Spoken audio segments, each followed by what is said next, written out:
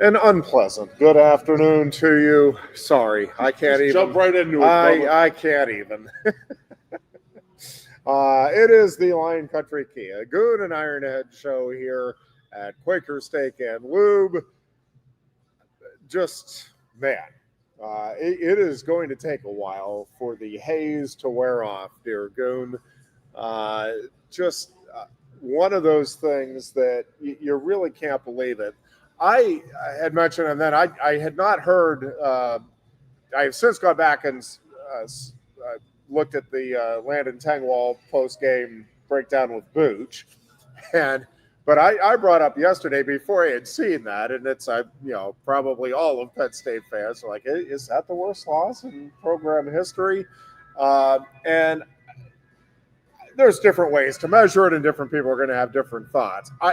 For me, it is because of the combination, and again, Landon and Booch. I mean, I'm not. I thought I might be breaking new territory, but I'm not. They already hit this. But the combination of the expectations for this program and just how low UCLA was, and I mentioned on our morning show yesterday. I was listening to Joe Lednowski's show, which airs noon to 2 here on Sports Radio 98.7 The Fox. And Joe had, I think it was last Thursday, but it was either Thursday or Friday. He had on, and I'm horrible at, I need to jot down names, but it was a UCLA beat writer or somebody that covers the team on a regular basis. And I'm listening to it, and the guy is like, they're talking about who could they bring in, and how long would it take? And he's like, if you got the right person, I mean, it might not take that long. It's hard. Yep, it might not be that long, but the real issue is their line play is just abysmal. I mean, it's not really a Power Four conference type of line, really, on either side of the ball. And I'm listening to this, and I'm like, all right, man, this is going to be a good recipe for Penn State to get back on the right track, and good news. And then full disclosure, I was listening to the game. I've since gone back and watched a good bit of it, about as much as I could stomach. But I'm listening to the game, and it's like I'm picturing it as Steve Jones is calling it, and Penn State's line is getting pushed around. And I'm like, well, this can't be happening. This is, by the folks that cover UCLA's own admission, the worst line. Like, they just don't have the horses against a team that I think, rightfully believed going into the season had as good a line play as maybe they've ever had, certainly on the offensive side since that 94 team. And on the defensive side, again, probably some other lines that you would rank even preseason as historically better in Penn State history than what this one had. But with Denai Dennis Sutton and Zane Durant, you're like, it's going to be pretty good, though, and a couple of the freshmen and all of that. So I guess let's start there, Goon, because, again, there are so many things to discuss and to try to figure out what has gone wrong and whether or not this is salvageable. And I think that's what I want to get into that as the second part of the opening discussion here. But I want to start in particular with the line play, Goon, because it just does not make any sense. When you look at the way that unit was playing at the end of last season, certainly through the playoffs, and the amount of the number of players they have back from that group, and we're expecting Cooper Cousins to be all that, a healthy Donko. We're expecting at the start of the season and all of that. I guess, how do you explain them being as bad as they've been? And they've been bad. And I'm not even with them getting paid and everything, I don't like singling out and this and that. But man, just as a group, Goon, they are not getting it done. And it wasn't just in the UCLA game, right? They got pushed around by Oregon, and we were crediting, and I think rightfully so, man, that's a good Oregon team. They have a lot more speed than maybe we gave them credit for at the start of the season, all of that. But I mean, even if you go back, starting with the Nevada game, like this has just never looked right this season. It just hasn't. It hasn't clicked at all whatsoever anywhere on the offensive front. And then, you know me, I'm going to tell you, it starts up front. And, is Donka out of position? I mean, I've said this before, that he's playing guard. He's 6'8". Yeah. That's a big, tall man playing guard against a smaller guy. He can get him. There's leverage issues there. But I thought the Shanahan kid coming in, he was pretty good. And then Donka went to right tackle for Rucci and stuff like that. But, the right side was getting pushed around the last couple of weeks here. We've seen that. We know that. I just cannot explain what happened from that Notre Dame game last year, where we were taking a top 5 team and just pushing them around at our will and running the ball, and then to what we have right now with 4 of the 5 the same guys.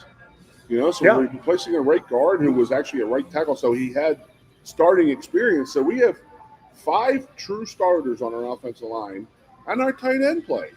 I think Landon's been breaking them down. He said they've been blocking well, I think, but I mean, I don't see it. I really don't. I mean, everybody, it's just like one of those big poop sandwiches that everybody's got to take a bite of, because it's no good anywhere. I honestly got to think Drew Allen played a pretty good game for what was going on out there. I do too, and that was the other. As I'm watching the game, I'm just thinking back to the week of the lead up, and I am Oliva, however you say it. I think I'm close with it. But the UCLA individual, who again I wish I could give credit to, but he said he's actually been playing well. He's like again he just doesn't have any line play, but he said if you actually look at the way he's been playing, he has been really good all season long through these 4 losses, even in the New Mexico game. Like, he's just not getting the help that he needs. And I think Drew Aller was in a similar position. I'm not going to say, this was an all-time great game by Aller, but I agree with you. I think he played well. I mean, he was not the reason. What they positioned him and what they asked him to do, I think he played a hell of a game, considering all that was going on around him. Yes. I just think of like Frank Drebin and Naked Gun. He's like, nothing to see here. Everything is fine. In the background, it's just complete explosions. Yes. Just mayhem going on. I mean, I'm on board with saying this is easily the worst loss of Penn State history. Yeah, well, and I don't even know that there's a comparison. I mean, the Toledo game in 2000, but we weren't that good then. Yeah, the combination, for me, what makes it the worst, and maybe it's some recency bias playing in here, but I really don't think so either. I mean, even the Cincinnati game, which at that time was just atrocious. It was not the Cincinnati of today. Yes. I got you. So that one, though, you're coming off a national title season, so you have some wiggle room. It's like, even if they went winless that year, it's like, all right, well, I mean, yeah, that sucks, but we're a year removed from winning the national title. Like, you can't get too upset about it. That one, though, was shocking at the time, because, again, Penn State had just won the national title, and you knew they were replacing a lot. But Cincinnati at that time was kind of like a Temple type of program. It was just not. And that was after a national title. And if you recall, they had just played Nebraska. Yeah. The week before the kickoff class. Correct. And got bumped. Yes. And again, it was a bad loss. There's no way to sugarcoat that. But that 83 team, nobody was expecting that 83 team was going to go compete for another national title. Now, they weren't expecting the 0-3 start. And listen, they recovered well, and I do want to get to that. Is this thing salvageable this season I'm talking about? And then I want to get into how we would define what makes it a salvageable season in a moment. But yeah, the combination of the expectations being so high for this Penn State team, and again, UCLA, not just being the team that was at the bottom of the Big Ten, but a team that got hammered at home by New Mexico. I mean, that game was not competitive. We were laughing about it. Yes. And to get pushed around at the line of scrimmage in particular, I think was disheartening is not a strong enough term, but it was certainly at the very least that. So I think, to me, that combination makes this the worst loss. Plus, I just don't think anybody saw it coming. I don't think anybody at UCLA, I'm not even sure in that locker room. I know they'll tell you that, man, they were energized and they brought it. I think if you put truth serum in them before that game started, are you going to win this thing? I think they genuinely would have been satisfied with Penn State if they had scored there at the end. Like that, I know that we say there's no such thing as moral victories in big time sport. That would have been a moral victory for UCLA, but no, they get the outright victory, and that's the other thing. Going, I'm listening to this game, all right, and again, I was out with my family on a camping trip, so I'm listening to the entire game, and I'm in some text threads with friends and stuff, and I'm like, honestly, until Drew Aller got stopped on that fourth down, I genuinely, it was not really sinking in that, they might actually lose this. I'm like, boy, this is going to be the end of the first half. No, I'm talking about the end of the game. I'm like, yeah, it's 27-7, and then Penn State comes back, and they get the ball at the 32-yard. I'm like, all along, I'm like, they're going to pull this out. It's going to be embarrassing, and there's going to be people all kinds of upset and all of that. We were all thinking the same. But I'm like, they are going to win it, and how are they going to learn from this and all of that? And then Aller gets stopped on that fourth down. It's like, oh my God, they're actually going to lose this thing. And then the punt, and we'll get into that, but it's like, holy cow. I knew something was. I mean, obviously it was brutal. The whole game. Yeah. It was like we could not. I mean, the fact that the onside kick happened. And it's like, where something they had to have seen that. And as our special team coordinator not noticing that guy in the front is not leaving early, I mean, is he not noticing that and saying, hey, let's not do that. Let's stay back and wait for this ball to go. I mean, unprepared for that one. Yeah. But then what got me is the Drew Aller on the fourth down when we're in a 2-minute drill to go into the half. Okay, we're running the ball. We're not using timeouts. We give them the ball and actually gave them a shot. We almost gave them a shot at that field goal. Like, what are we thinking? Like, there was nothing. It's like they didn't have headsets on coming from upstairs. That's what it felt like to me. No one. There's just no thinking that went on out there. That play was just like, okay, we'll at least get 3 out of this drive. Go into the half, get the ball again, and we'll go up and this and that. I had the same theory. We're going to win this game. It might be a little embarrassing. It's going to be a lot embarrassing if we don't win this game. But it's embarrassing when we don't cover. It's going to be super embarrassing if we lose it. And it was super, super embarrassing how it went down because we didn't have a shot then. It was just ridiculous how unprepared we were from top to bottom the whole game. The whole game. It wasn't like something like snapped it like at halftime. There was there was no halftime adjustments, which is like sort of been this staff's MO a little bit. They may come out slow, and that's what I was thinking of in the second half. Okay, they all wake up and travel to the West Coast. It's a long day, this and that. All the excuses we thrown out there, but it's true. And then they come out and fumble. And then we come out and and that's what we do. Everything about it. There's not one glaring thing, not one thing that came out of that game. Like, okay, at least that happened. Nothing. Yeah.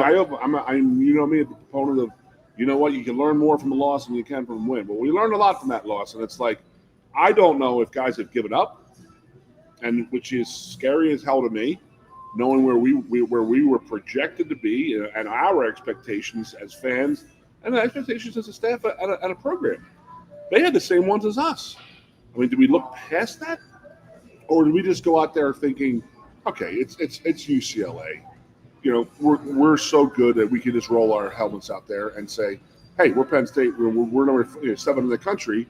We're going to beat you. Well, UCLA wasn't buying it, and I'm happy that UCLA I'm proud of UCLA for doing that, standing up and fighting a little bit. I mean, it shows that they have some pride in their program, which I don't think we showed any of that this past weekend. Yeah, so that's what I want to get into here is what has happened to Penn State. And I've seen, and I'm buying at least partially some of the theories that I've seen. One is, it does feel to me like, and it's really hard to know. I mean, again, we're kind of speculating. Sure. I'm not We're around nowhere the near the program program at all. I mean, I'm an ex-player, yes, but I am nowhere near this program. Well, yeah, and I'm not on the beat, as it were. I don't go to the press conferences. I'm not. I don't go to the limited. We're above practices. average fans with microphones. Yeah. So again, this is just looking at it from afar, but I do think a couple of things that do seem to stand out through the first 5 games, and I don't know if the pressure has gotten to them and that they felt this weight going into the season. I just find that hard to believe. It could very well be, but given those first 3 games, Goon, I just can't believe that they went in feeling the weight of, man, we've got to win a national title, and that's why they played tight or not up to expectations against Nevada or Florida International or Villanova. That is not computing to me. I also, one of the things I don't buy, and it is becoming a pretty common theme I'm seeing in the national media, and again, I'm not saying I'm right and they're wrong. I'm telling you, I don't buy it. And it's just my opinion, but I don't buy that the non-conference schedule is why Penn State hasn't been able to respond when they got in a tough game against Oregon or UCLA. And the reason I don't buy that is primarily twofold. There's other reasons I don't buy into it. But one is Michigan had a very similar non-conference schedule when it won its national title. They did not go out and have a marquee top 20 matchup in their non-conference schedule. And they went through just fine, and they were prepared. So that I'm just not buying. Ohio State last year had a horrible non-conference schedule. And it wasn't part of the equation in terms of I don't think, for example, if Penn State had played a Kansas or a I don't even know, North Carolina, or I just don't think the results are any different in the Oregon or the UCLA game. And I also don't think, so that's one thing. And part of why I don't think it was a big deal is most of these guys had been in big games before. Most of these guys were back from last year's team, and they had plenty of big game experience. It's not like, I get we had some new freshmen and transfers in that maybe had not experienced anything like the whiteout.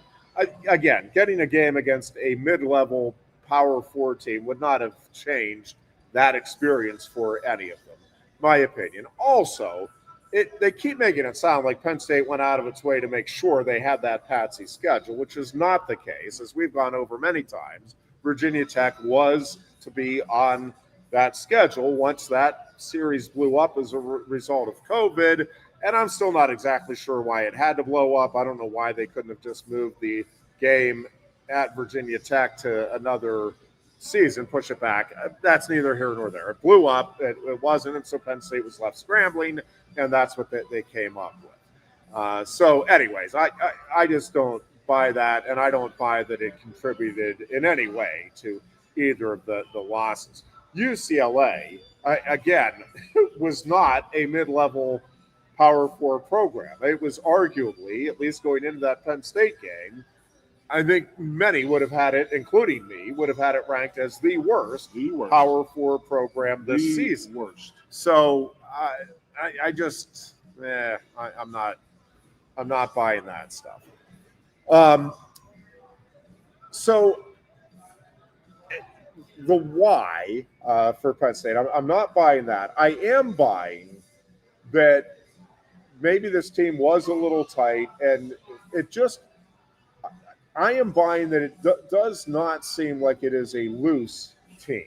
And I'm not saying you have to be loosey-goosey, but I've been around the Penn State wrestling program enough to know that if you are in a good mood, if your mind is such that you can joke around and you're an hour or two away from a big match and you're kind of just your normal self. And again, if you're not somebody that jokes around, yeah, you probably don't want to be all of a sudden yucking it up a couple of hours before. So within your personality, what I'm saying, it's a loose team. I just, when I go back to the start of the whiteout game, if you watch Oregon come out of the tunnel, and I had the binoculars on, I was watching them, and they are, to a man, they are like, yes, and they're waving their hands up in the air. It's like, yes, let us hear it. We want to hear the boos, and they're feeding off that energy.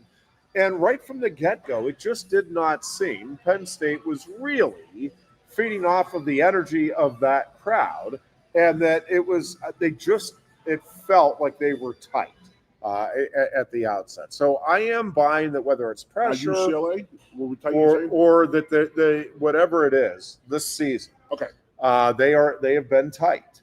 The other thing, this team I'm talking about, Penn State. The other thing that I am buying is, and again, I could be wrong. I'm not saying I have the definitive answer here.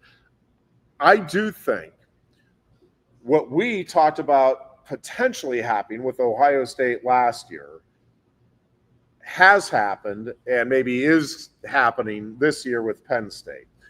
In that, we talked about the expectations with Ohio State last year, but you're bringing in all of these new guys, and are they really going to buy into the Buckeye culture? And if times get tough, well, answer affirmative on all of the above. They lost to Oregon, they rebounded. They lost to Michigan, they rebounded.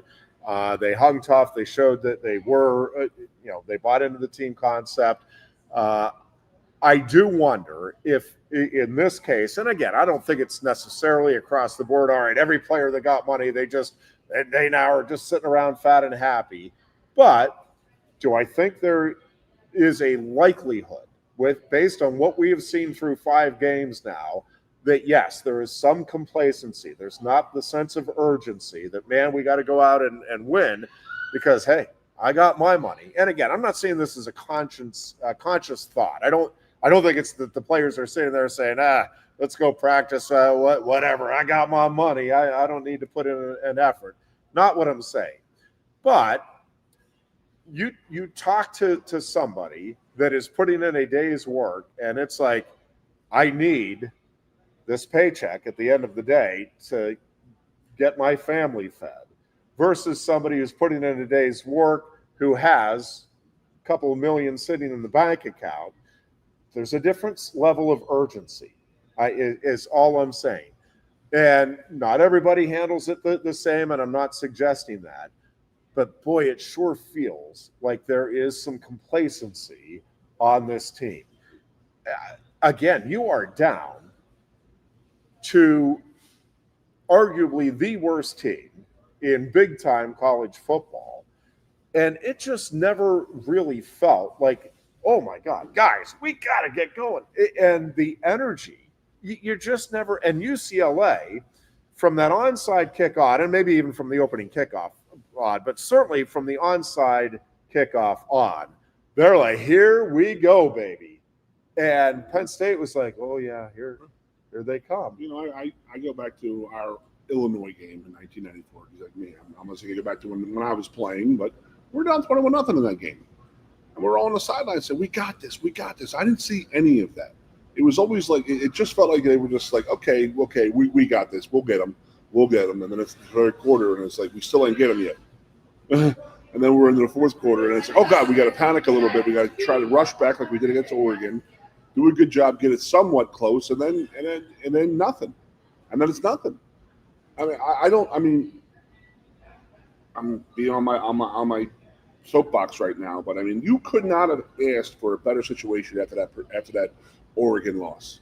A short week, a long flight to California. That should have been some bonding thing going on. You know what I mean? Yes. It should have been like, it's going to get a good dinner tonight. Let's talk. Let's have a good time going out there. It's a business trip, treated as such. I don't know what the hell they were doing. I really don't. I don't know. And they just went out there, and then, coach complains that we hadn't mentally got through that game. That's on him to get those guys through that. You can start off slow. I get it, that, but you got to get those minds off that Oregon game. Have to. And if you knew that going into the game, come on now, you got to change to get after those guys to snap into that game a little bit. It just seemed like that they were just like, okay, we got this. And then it just we didn't know, we never got it. and then people were stunned that, oh my God, we lost this game. No, you lost that game in the first quarter, man. But giving them any kind, you should have gone out there, put your foot on their throat and snapped it, and then say, you're not getting up. But no, we go out there, we're down 14 or 10-0 before, 14, did they score on the onside kick? 10-0. So 10-0. Got the field goal in, so it's 10-0. I mean, and there's nobody on the sideline. I mean, we're talking about this being a senior-laden team. I don't know. I was not there. I don't know, but it just seems like there was no fire on the sideline from guys yelling at each other, getting upset with each other. No offense yelling at defense. I mean, defense did not play well. I mean, they'll be the first ones to admit that. But, offense didn't play well against Oregon. Maybe they were just beat up and tired as hell from that game. So it's like, okay, well, then you got to step up on the offense and then, say, defense, we got you this game. We got you, but we did nothing. Again, where's our leadership? Where was leadership? Where was somebody stepping up there? And you can't tell me that Rojas means that much. That one guy means that much to that defense? One guy? I just can't fathom it. And it was like, are we trying other guys there? Are we trying different defenses? Because it wasn't working what we were doing. That is for sure. And if that is the case, they are that reliant on Rojas, that is an indictment of the program, which supposedly was building up all this depth. Now, we had talked all along that the depth at linebacker was a concern. So, I'm not saying that there aren't some legitimate issues that would explain maybe a subpar performance. This wasn't just subpar, though, Goon. Like, Rojas being the difference between, man, we're going to be a national title contender, and, yep, we're going to be battling with UCLA for the bottom of the conference. Like, that can't be. That just can't be. And it just seemed like there were not adjustments that were made to what was happening within the game. No sense of urgency at any time. We talk about this being the ultimate team sport, and you need to give credit to everybody when you win. This really did feel like a complete team loss. Special teams right out of the gate with the onside kick. That is a huge letdown. The punt, not getting any rush on the punt when you know darn well, or you should know, that, hey, likely they're going to try to take the safety here and run off some time. But that's where I'm at. Like, that was literally like everybody in the world knew that was coming. Yeah, so to me, this was special teams, this was offense, this was defense, this was players not getting themselves fired up, players not executing. It was coaches not making adjustments, coaches not motivating. I mean, to me, this was like the ultimate complete program collapse. Now, all of that being said, it is one game. And I do, and it was a god-awful game. We're talking to that, right? I mean, it was a god-awful game. But again, it was one game. Michigan, once upon a time, lost to Appalachian State. Notre Dame last year played for the national title after losing to Northern Illinois. That is an embarrassing program loss for Notre Dame. We'll take a break here. When we come back, Notre Dame recovered from that Northern Illinois loss. Michigan eventually, not that season, mind you, recovered from the Appalachian State loss. Horace checking in. Am I right That's a good one. Am I right to compare this game to the Sid Bream game of the 1992 NLCS? Thanks for bringing that up, Horace. I just have the same sinking feeling. It's going to be a while before this team competes again. I don't expect PSU drought of 20 years, but I think we have to start over. I want to pick up on that, and my point that this is one game as of now. That's Thursday. That we're talking about. But we'll take a break and discuss that on the other side. You're listening to the Lion Country Kia Goon and Ironhead show here on Sports Radio 98.7 The Fox. No one likes making trips to the gas station. Well, Lion Country Kia can help. If you're tired of going to the gas station all the time, Lion Country Kia can help with the 2025 Kia Sportage Hybrid. Save now with 2.9% APR financing for up to 48 months. And get $500 Kia Finance bonus cash. There's 14 available that get 38 MPG combined. Say goodbye to all those pump visits. 2025 Kia Sportage Hybrids start at just $32,285. And be sure to check out the full Kia lineup too. And their selection of certified pre-owned Kias. Remember, every new Kia comes with a 10-year, 100,000-mile powertrain warranty. Ease that pain at the pump with a 38 MPG combined 2025 Kia Sportage Hybrid from Lion Country Kia, 1334 Drivable Street off Shiloh Road behind Sam's Club, State College. Warranty is a limited powertrain warranty. For details, see dealer or go to kia.com. If you love wings, if you love rings, and all kinds of other tempting things. Great times, great food, get to Quaker Steak Lube. Get our Best Wings USA, signature sauces, mouth-watering appetizers, or any of our delicious award-winning lube favorites. Great times, great food, get to Quaker Steak Lube. I'm the Modelo Recruiter, and I'm looking for fans with good hands and great speed. The ones who stay focused and never miss a play. They go the distance on game day, even when their team is away. I'm always watching, always looking to reward more full-time fans. Because football isn't really football without you. A lot has changed about State College. One thing that hasn't is W.C. Clark's Coffee Roasters on 234 East Calder Way. 30 different varieties of specialty coffee beans sourced from over 25 countries and roasted with love each morning in Happy Valley for over 45 years. They'll ship their fresh roasted coffee from their doorstep to yours. Order online at statecollegecoffee.com. That's statecollegecoffee.com. Hi, welcome to Timberland Federal Credit Union, a financial cooperative for its members, tracing all the way back to 1973. Experience Timberland Federal Credit Union, where you're greeted with a smile and financial solutions are tailored to your unique life journey. Here, we're not just financial professionals, we're your neighbors, people invested in your financial needs, literacy, and empowerment.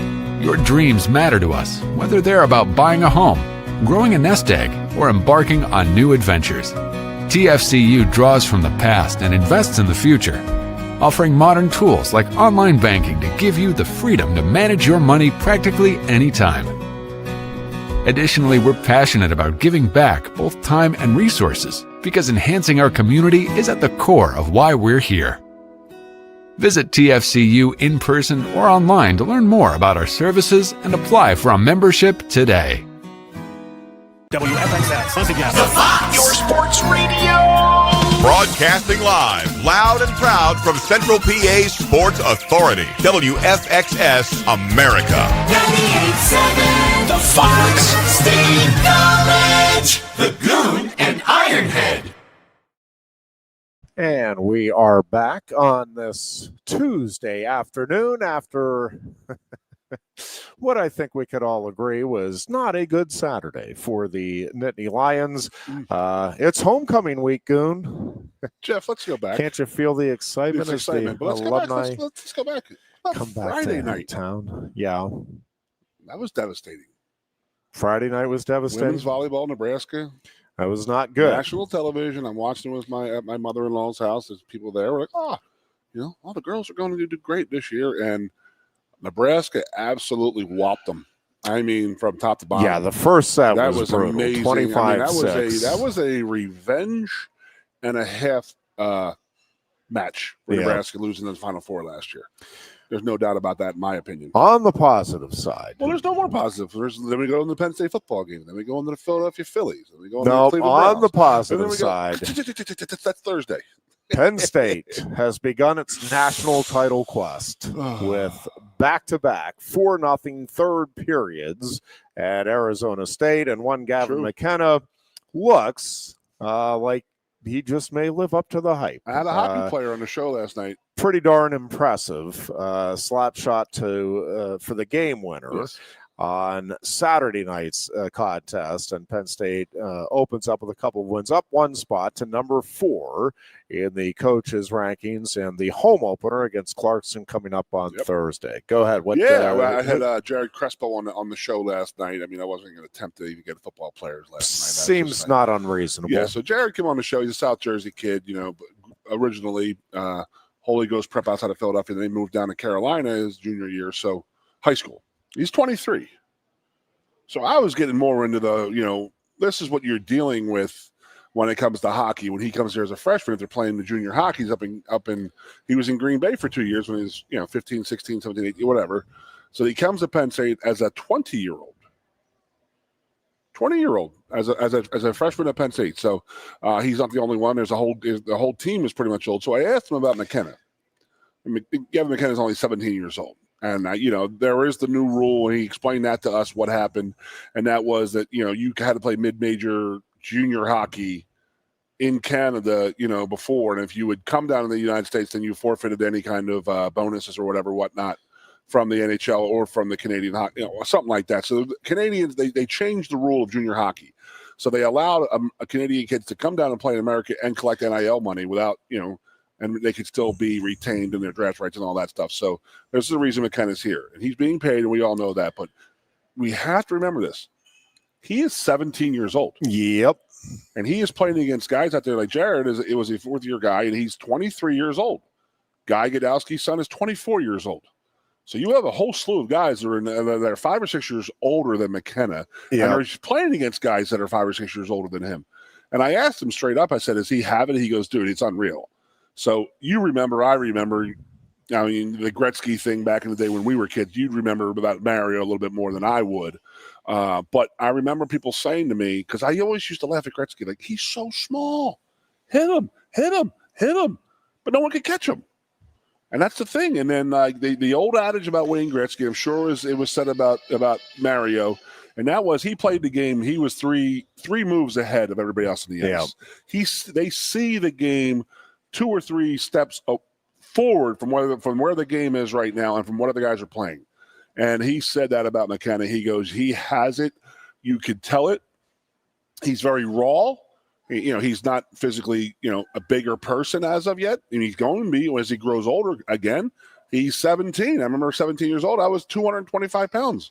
I was 6'7", 225 pounds when I was 17 years old. So that kid's going to grow, but he has the ability. He has the vision, like Crosby, like he said, like the great ones. They could see the hockey game 2 to 3 moves ahead. And that is unbelievable to hear about a 17-year-old freshman. And these guys, they're seniors, and then, they can bust his chops and do all this and all that. And they say he's a really good kid, he's a really great kid, and they love playing with him. So that's exciting to hear. Yeah. And what's even more exciting is watching him play the game. And again, it's a 17-year-old kid going out there against, they're young adults. They're not, I wouldn't say they're physically they're men, but they're young adults. I mean, and some of them are men, and he can handle and plays well. Rips that shot in for the game winner, and great kid. It seems to have a great attitude about everything, and everybody likes him. So let's go.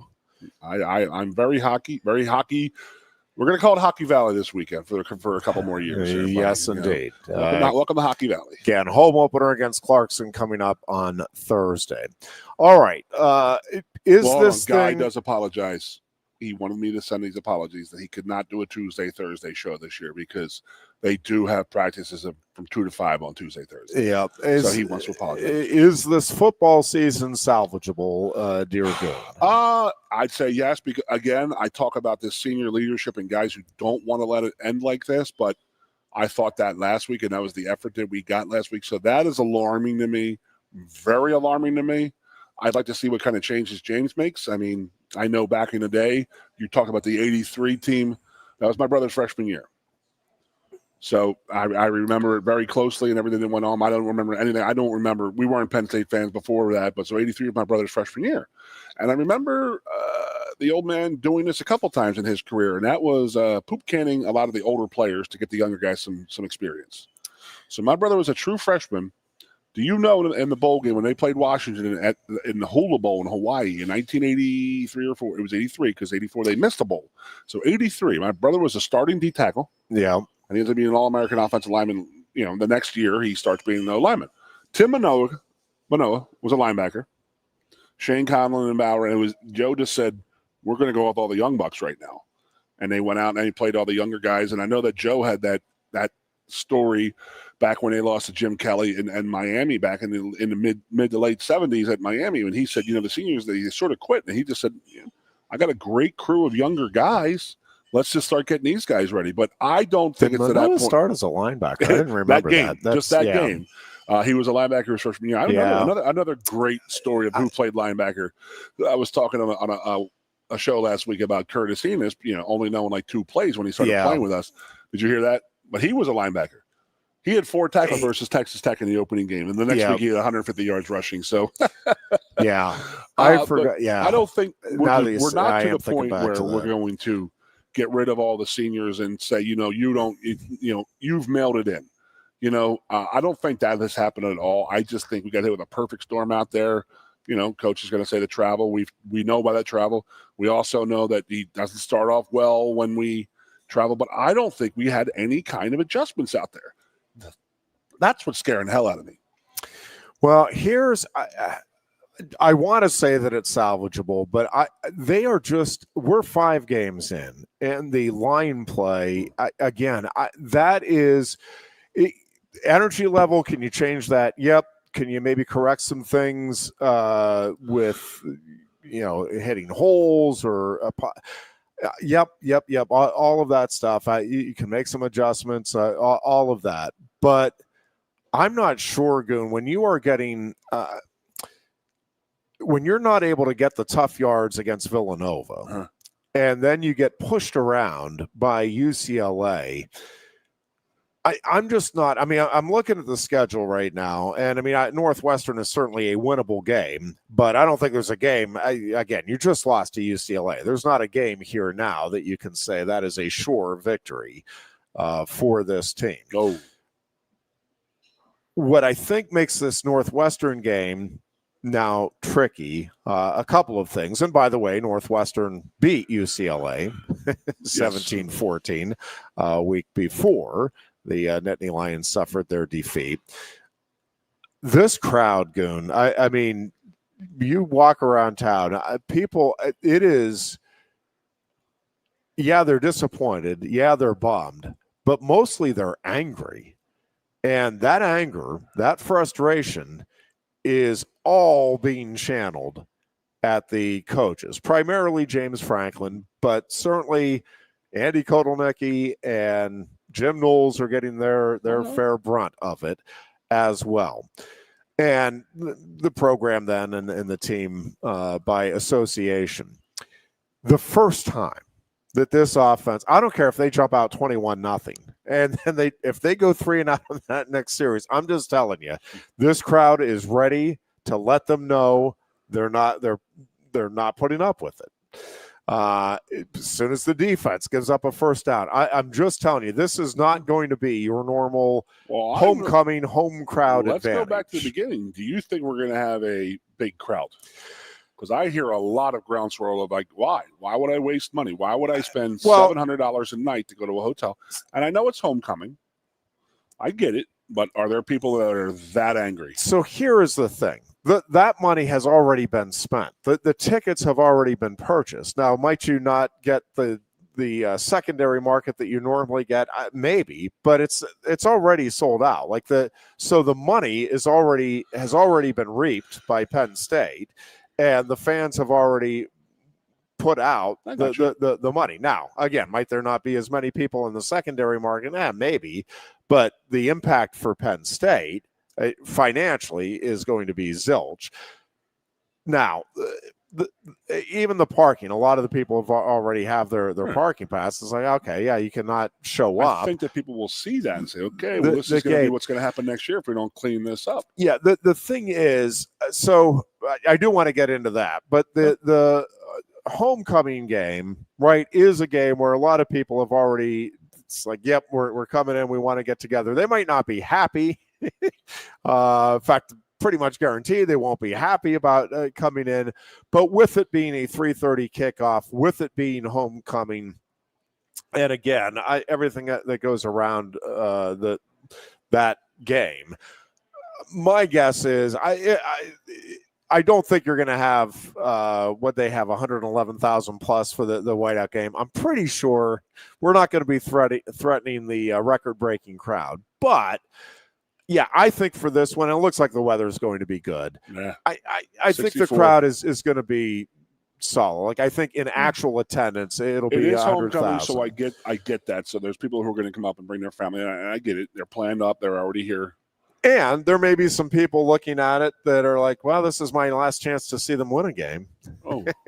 I do. I mean, and there are several that are in that camp. I'm always going to be pro Penn State. I'm very frustrated, very upset with where we're at. Again, I don't think it is more frustrated than this team and the staff and this athletic department. I get it. Well, I said that last week, but then they go out and do that. Well, I am genuinely now wondering about that. Do I think there are some for sure that are? I am wondering aloud if in that building everybody is actually frustrated, or if there are some people that are like, all right, time to check out. See, I mean, I can compare this to the 92 thing, and that was okay. I'm going to say this too. This isn't the first time this happened to James Franklin, and that's alarming to me that he's lost the team 2 times before, and we're about 94% lost right now. I think, and that's. I think we're going to find out Saturday if they're lost, and that's the other 6%. Are we going to be? Are we going to come out and play like a proud program with a proud staff and a proud players? Or is this going to say, well, we don't care about the school. We just, we got paid. We're all getting money. What do we give a crap about? I'm going to worry about my NFL status right now. I saw it happen in 1992. I saw it first freaking hand. And that was a little different story because we fell out of national contention rank. But are we out of playoff? Now, a lot of things can go wrong. If we run the table, maybe. But there is not a good win in as of yet. And there's a horrible loss on there. So, so where we're at right now, we're not even ranked. So, we got, 6 games left? The coaches should be ashamed of themselves. The coaches have Penn State 22, which is honestly, and I'm not saying this to bash Penn State, but I mean, what would you base this team being one of the top 25 teams in the nation this year on? Like there is no evidence of that to this point, and that's all you can do. Again, I'm not saying they can't get there, and I'm not saying that by the end of the year or they don't have the talent or any of that, but I'm saying they are 3-2. Yep. Why would you have them right? Like you are just not paying attention. Whatever coaches have them in the top 25 now. You've heard me say there's no justification for that. The SEC does it all the time. They got to rank their guys high. They got to do it because that makes them look better with wins and losses type of thing. It's why do we have coaches doing this? Why are we even ranking? Because it's going to turn into that. I mean, it's just insane. That whole crap thing of the polls and stuff like that. No, I don't think we should be ranked. But do I think that there still is an outside chance of getting in the playoffs? I mean, a lot of stuff's got to crumble our way. So, but do we have the inner fortitude, mentally, physically, and emotionally, to go out and do this? are we going to step up this week and say, who is going to step up? The offensive line, the defensive line, the offensive line, the quarterback. It's just amazing to me how bad. But I go back to I'm sorry I'm stealing a lot of time. No, but I go back to the 92 thing, and I remember it. We were out of the national title when we lost to Miami in the 6th game of the year, and it was like guys were just like, why am I playing? And there's no way. I'm going to go to the NFL next year. Why do I need the tread on the tires? Why do I want to play this physical game, this and that, and just, we could just roll it out there and play and, beef up all players. And we won, we won 2 more games that way because they were horrible opponents, but losing 5 games, won 7-5 in 1992. And I always say we had more time, we had more talent in the room in 1992 than we did in 1994. So we learned how to not let it happen. So I'm looking at a guy like Nick Dawkins, and he was here in, some bad times and some bad teams and around some bad teams, the guys that quit. I can't imagine him wanting to let that happen because he was part of that the Rose Bowl team when we went out and beat Utah. When we had a couple losses, and it was like guys were like, hey, stay the course, stay the course, stay the course, stay the course. They've seen what the good leadership can do. So that part's a little disappointing to me. There was no senior leadership in saying, you know what, and I don't care. The seniors can go out there and say, you know what, F the coaching staff. We're doing this for us. F Penn State. We're doing this for us. Let's go play the game and have some fun. Let's go win for each other. I didn't see any of that. I just saw like, oh, okay, relax. We got these guys. It'll be a matter of time. And I'm guilty of it too. I watched that whole game sitting there saying, we got it. And when it came to the point where we didn't have it, I was absolutely stunned. I was like, I can't believe this just happened. It was like one of those things like, it's UCLA. Yeah. Relax. It's coming. We're good. We're going to be fine, and this and that. Yes, be worried about this next week. But right now, we got to worry about the same, and then we're going to beat UCLA. Again, I'm guilty of it too. I sat there with my in-laws and my brother-in-laws, and we were laughing and joking. I put an in-game bet on it. Minus 14.5. I said, we got this. We're all right. We're all right. Give me $50 on that. We got this. We're gonna crush it. Oh boy. I just could not believe what I saw on Saturday. I just can't.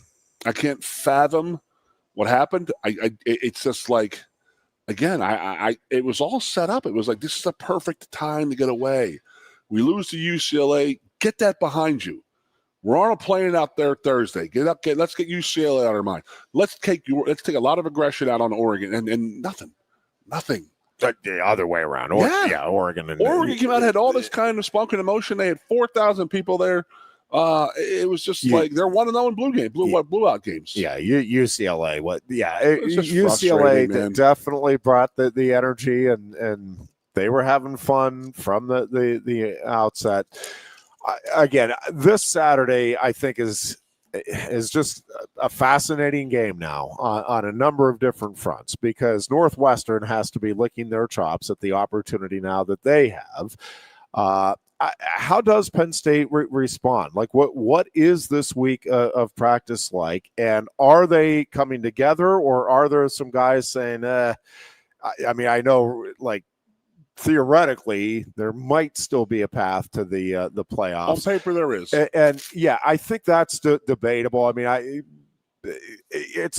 don't think you could definitively say either way without knowing kind of how everything else plays out. But certainly, there is a chance that they could get to the playoffs if they win out. But again, to win out, you now would have to take care of business against what I think is a crowd that is just. This crowd on Saturday is just waiting for the opportunity to it's homecoming. It's not the hardcore fans that come up for homecoming. The hardcore fans will be there. You know what I mean, though. Yeah, but I'm telling you, this is homecoming crowd right here. Hey, there's going to be enough of the other ones, and they're going to be chomping at the bit. They're waiting for their opportunity to let their frustration be Somebody heard. asked me, "Are you going to go tailgating?" And I said, "Absolutely." I said, it's our normal plan is what we do. If we're not celebrating, we got to celebrate this team. We got to support this team. I mean, it's frustrating what we're going through right now, and actually, it's freaking horrible. But you still got to go up there and support them. With that said, there is going to be a lot of boos out there. A lot of them are sitting there waiting. They want their frustrations out that got let out from the last 2 weeks. They're going to have to let this frustration out on Saturday. Then you go to Iowa, which is always tough. And now it's a night game, 7 o'clock. Get back It'll on be the horse. on They can get back on the Peacock. horse. I know, right? So now that game becomes, all along we've thought that is a potential danger game. Pitfall. Well, that is a game. If Penn State loses either of these next two, right, then it feels like this thing spirals out of control. Can you envision the scenario where they lose to Iowa and don't end up losing at least 5 games this year? Because they lose to can't Iowa envision that. or Northwestern. I mean, it's gonna be the time. Okay, that's the seniors are done. You guys are on your way out. Let's start getting the younger guys in there, getting them some healthy time, some real football time. So this is the thing. How do we define that they have salvaged this season? Certainly, I think it would be pretty much unanimous. We would agree. If they come back and they run the table, they win in Columbus, they beat Indiana, again, they run the table and they get into the playoffs, the season was salvaged. We would all agree with that. With where this program is right now, this team and this program right now, as we sit here today, I would argue, and I would not have made this argument going into the UCLA game, I will acknowledge that. But I would say if they go 9-3 now, and I think that looks like a extremely unlikely scenario to me right now. That would mean presumably the loss would be at Ohio State. That would mean you're winning at Iowa. You're beating what looks to be a very good Indiana team. Maryland has looked good, not great. Nebraska has looked good, not great. Michigan State's looked and then Rutgers at the end of the year okay. chomping at the bit to beat our ass. Yes. So if they manage all of those games and lose, let's say, by a touchdown, even 10 points to Ohio State, to me, as we sit here right now, that feels like they salvaged the season.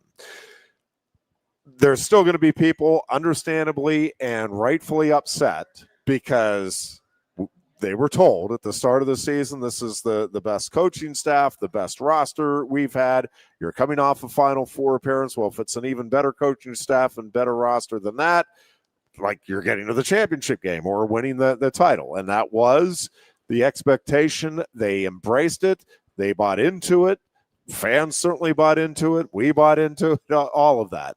So there is going to be, even if you do define, as I do, the season salvaged at 9-3 with a competitive game at Ohio State, it is not going to be a satisfactory salvage job. But to me, at that point, you're like, all right, that was a horrible loss. I mean, among the worst, if not the worst in program history, but also really the only game over the last 3 years that they've lost where you're like, how could that possibly have happened? I mean, the other losses have all been against really good teams, and they were very competitive. Notre Dame last year, Oregon. I don't think there's another loss there where you're like, oh my God, that just can't happen. It's like, well, yeah, you're playing top 5 programs and big games, and somebody's got to win, somebody's got to lose. They've been right there. So it's like, okay, yep, that is one horrible loss. But again, Marcus Freeman had a horrible loss. Caleb DeBoer had a really horrible loss. So I think you just, to me, it's like, all right, see if they can regroup and learn again. I know there will be folks out there. Nope, you must move on. I think there's got to be a lot of very real heart-to-heart discussions, administration, staff, players, the whole bit, regardless of how this thing plays out. But if this thing plays out, as I think most now are expecting, and that is 4 losses or more on a season that began with the aspiration that the debate was, right? The debate was if you're 10-2 or one of the lower seeds in the playoffs, or you're 11-1 and one of the higher seeds, and then you lose in the first round, like that was one of the debates we had, or you get to the championship game, like that. I mean, that was a fun debate, right? That was an interesting discussion. If the team that you thought kind of 10-2 was the floor goes 8-4 or worse, Goon, I'm not saying you absolutely must make a change, and the financial consideration is very real, but because of the investment that has been made in the coaching staff, in the stadium, across the board, if you fall short of the playoffs, and again, 8-4, it's not like you're on the brink. If they're 9-3, again, they may end up like 16th, 15th, something like that, potentially. And it's like, yeah, I mean, it's still bad, but if you're 8-4 or worse, Goon, like, I think there has to be at least a very real discussion, because to this point, it feels like, and again, we're not privy to all of the discussions and everything that's been asked, but what it sure feels and looks like from the outside is James Franklin has pretty much received everything he's asked for. He got the defensive coordinator he wanted. They have largely righted the issues with the NIL. That they have a stadium upgrade that is still, for some of us, man, that just seems like an awful lot of money that maybe didn't need to be spent to quite that degree. You got all of it. Well, with that comes very high expectations, and not just expectations, but demands. They are going through, as a result of those stadium renovations, they need to sell now those suites at a clip of $500,000 to $1 million a season. The least they're going for is $500,000 a year. Correct. For those suites. Well, 8-4 or 7-5, even the big money people, and there are big money people, they're like, yeah, man, we're to be part of a top 10 program, a team that's competing for the national title. I want to be part of that. Do you want to be part of that for 8-4 and 7-5? Maybe some do. I mean, I'm not telling people one way or the other. Don't misunderstand. But I mean, clearly, a lot easier to sell those suites. And yeah, man, we're a top 5 program. We're knocking on the door. Here we go. You can be part of this and all of that. A lot easier to sell those than, yeah, we need $1 million so you can come watch a program that just went 8-4 after having national title expectations and loses a ton of NFL talent. How you doing, guys? Would you mind coming in and signing up for long-term deals for that? Yeah. It's a much tougher sell. It's not a – it's obviously a horribly tough sell. I mean, it was a tough sell to begin with, even if they do win a national title. I think it was very aggressive what they're trying to do. But, you know, I'm at least on board with that because it's something we never really did. But, you know, again, I go back. The effort that we put out there on Saturday from top to bottom was just like, what in the hell are we doing? Yeah. You know, if I had money, I would be saying, what are we doing?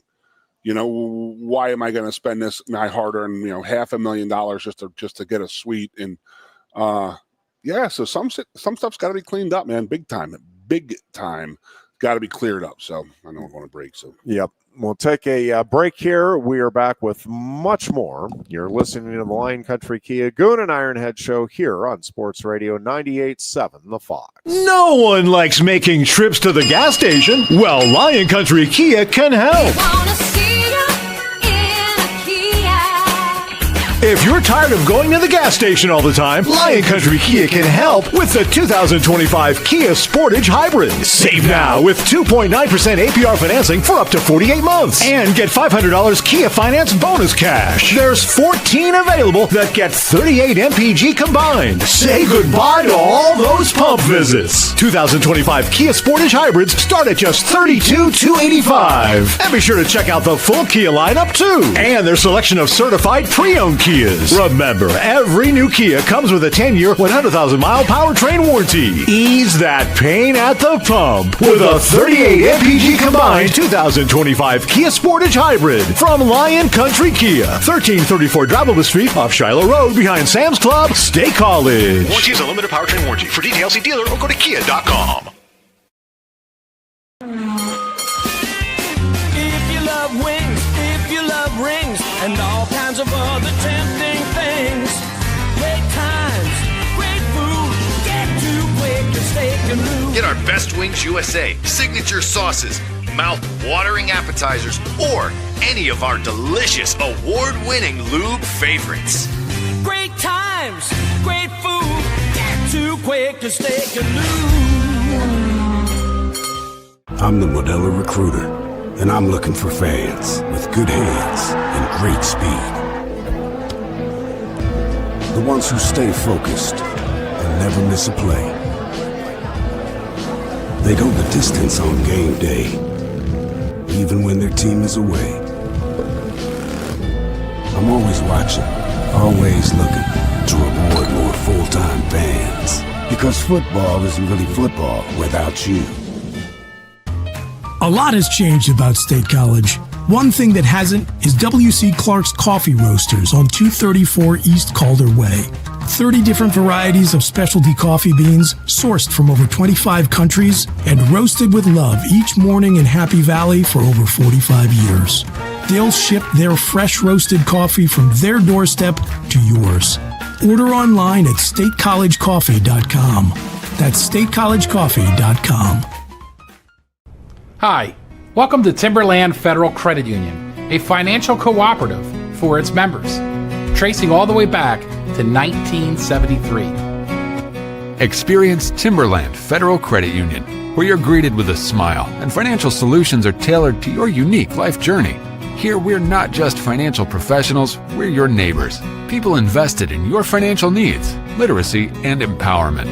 Your dreams matter to us, whether they're about buying a home, growing a nest egg, or embarking on new adventures. TFCU draws from the past and invests in the future, offering modern tools like online banking to give you the freedom to manage your money practically anytime. Additionally, we're passionate about giving back both time and resources because enhancing our community is at the core of why we're here. Visit TFCU in person or online to learn more about our services and apply for a membership today. WFXS, Your sports radio. Broadcasting live, loud and proud from Central PA's Sports Authority. WFXS America. 98.7 The Fox State College. The Goon and Ironhead. And we are back here on a Tuesday afternoon after a loss to UCLA. Still having trouble wrapping my head around it. I really did think all along until Aller did not convert that fourth down that You're right. This is bad, but they will win it. Like they're going to salvage the game. Now we're talking about whether they can salvage the season, and again, how you would define salvaging the season. There's certainly going to be a segment of the fan base that says 10-2 is the only way you salvage it. And I can just see people saying that. Yes. Yeah, and I just don't see what was that as a about realistic in the possibility. With coach saying this is the best team he's had, the best staff he's been around, everything that he had, he has gotten this and that, and then, okay, this is what you're going to say that you need to win a national title, and then this is the effort that's going out there and putting out there. And I do want to say that I wanted to say this earlier, is that I hope people realize how big this Indiana-Oregon game is this coming Saturday. We need Indiana big time. Because if you want to do anything, we want to do anything with coming back and salvaging this season and possibly getting into the 16 or the 12, excuse me. Or the 16. It's 12. 12. Yeah, 12. Yeah. So if we talk about doing any of that, we got to have Indiana beat Oregon, and then we got to beat Ohio State and Indiana, because that'll be 2 top 5, 2 top 10 victories. And we need to salvage losing to Oregon, yes, but then, you're still going to have the horrible non-conference schedule, and you're still going to have a horrible, horrendous loss to UCLA. But it is there. It is salvageable. But one of the big things that's got to happen is that Indiana has to run the table until they meet us. That's just how I feel. Ohio State also. Indiana, they can do it, no doubt. But I am interested, even without all of that, I'm interested to see how this Indiana team matches up against this Oregon. Yeah, on Saturday. It's really interesting to me. Whether we're in play at all, I still want to see that game. I am with you. I am with you because now, right, nationally at least, I think folks are wondering, well, how legit is Oregon actually? Now that we've seen what Penn State is. And, listen, that one of the shows this week was having the discussion, well, if Penn State beats Oregon, is there any chance that they lose that game to UCLA? It's hard to play the hypothetical, but I really don't think so, because I think they go out with a different level of confidence. I mean, who knows? It's obviously completely hypothetical and guesswork. I do think UCLA comes out with the same kind of game plan and looseness and all of that. Let's go have some fun. And it still may, I don't think Penn State covers, even if they beat Oregon there, but my guess, and it's just a guess, but I think they would then have taken care of business and at least picked up the W at UCLA. Not that any of that means a doggone thing, because they're sitting here at 3-2 right now, and coming off whiteout loss to Oregon and a monumental upset. I remember sitting here last Tuesday and saying, well, you couldn't have asked for a better script right now of coming off a horrible bad loss, going out to the worst team in the Power Four, and losing. Not losing, but getting dominated. At times in that game, we were helpless. What's the quarterback run for? 140 yards on like 6 carries at one point? I mean, geez Louise, man. I just don't understand how, we were that dependent on Rojas. I mean, if that was the case, that our team was that dependent on one linebacker, then we weren't as good as we thought we were. Yeah, and I've seen some folks saying that Don DeLuca doesn't have that type of athleticism, and not many people do. Right, that's fine, and certainly true. I mean, that's not disputable, but they have incredible depth in that secondary. Goon, I find it very tough to comprehend why they wouldn't have brought in either like a Zakee Wheatley or a Zion Tracy to be the so-called spy. Yep. And why you wouldn't have made that adjustment like early in the first half, certainly at the very least at halftime. And they never really seemed to try to make that adjustment until the fourth quarter. And that's way too long to be waiting to adjust to what you're seeing on the field.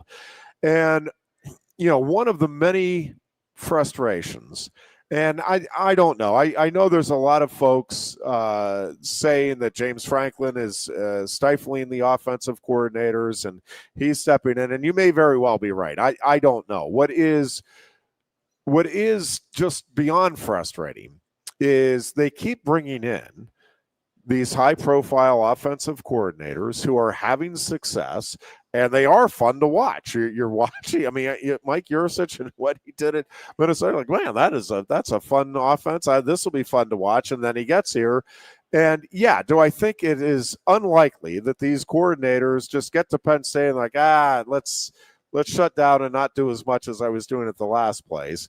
I do think that is unlikely. I do think I don't think the fit with Aller and Kotelnicki is great. And I think ultimately that's on Kotelnicki. You as a coach have to adjust to what you have. I also, though, Drew Aller has been effective running the ball. This offense has been effective when he's running the ball. Why are they not doing that? You just saw it against Oregon. Why did you wait until the fourth quarter again? It does not make any sense. It is. And listen, these are really good football minds. They are. The track record speaks for itself. Jim Knowles, you can say what you want, and I know Penn State, but no, he actually sucks. Andy Kotelnicki sucks. Okay. These guys have been around football, have coached football for a long time. Something goofy is happening. Right? Like, can we agree on that? You have all of this talent back from last year. You have a guy who, forget Penn State fans, national experts, people that really do break down the film, know the game, tell you is an offensive genius. This guy knows how to call a game.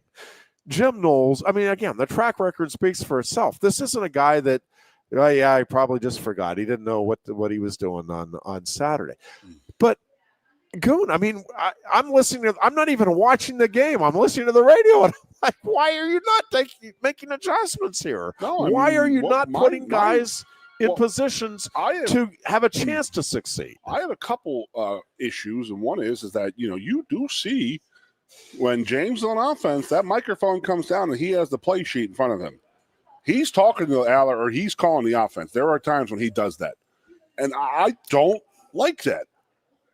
I never have liked it. Not when you have it, and you have Kotelnicki up there. Yes, let him run the game. He has stuff that he wants to do. You just can't butt in the middle of the game and say, "I want to do this now." He's working the game, all right. But then again, I also say, I don't know if it was because there was a lot of final straws, but I mean, I don't understand where in the hell were special teams coordinators and somebody on the defensive staff or offensive staff or Coach Franklin screaming, "Hey, they're going to take a safety here." like everybody in the world. I mean, my wife was sitting there because it happened last week in an NFL game. I tried to explain it to her, and she said, "Oh, that makes sense." And I said, "Yes. Would you rather have the ball in the 50 or kick off and have the ball in the 30? You have to go 80 yards for a touchdown versus 50 yards, And she was like, "Well, it makes sense." And she goes, "Hey, is this it?" She said it.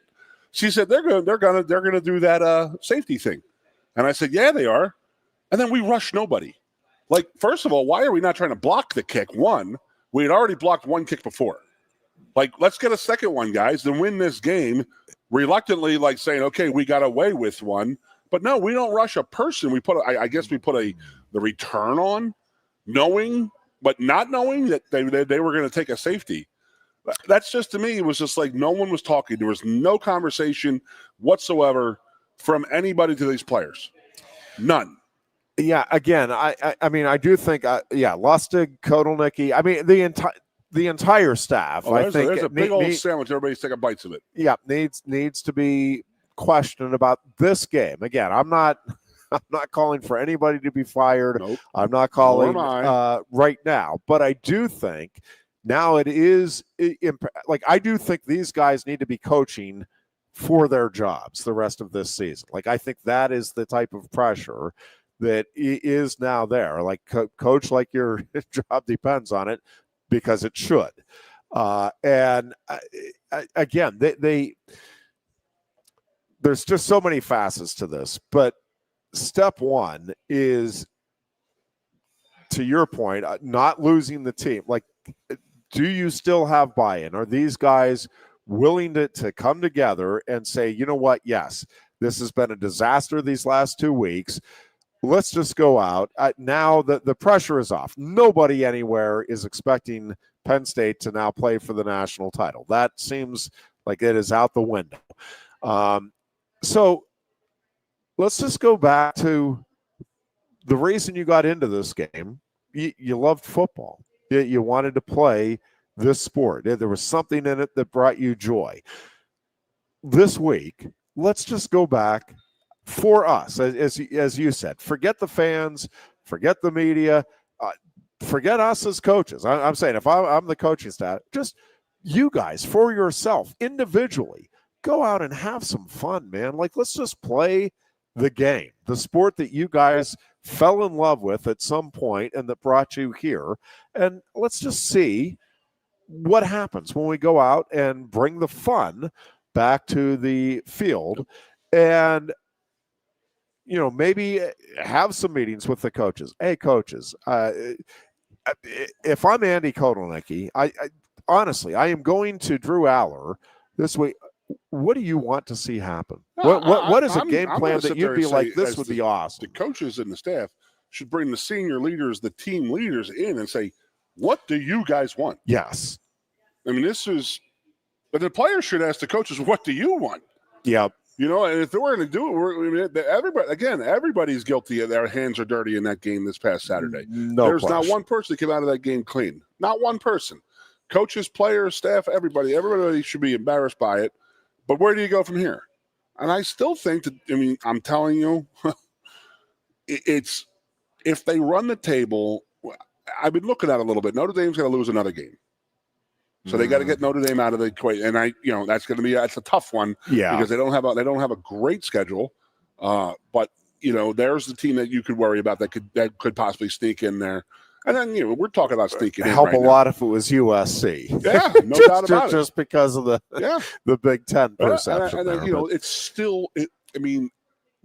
I was a coach, and I was around this team 4 years ago when they went to the Rose Bowl, and it was like these older guys, they were not going to let themselves lose, and it was just like they had to. And everyone's like, "We're not losing no more. We're gonna go. You can still salvage a whole bunch of this season."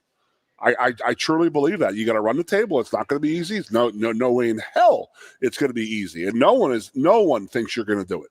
Not a person in this world thinks you go out to Iowa, Ohio State, and Indiana and win 3 in a row. No, nobody. USC. I mean, not USC, but Michigan State, Rutgers, Maryland.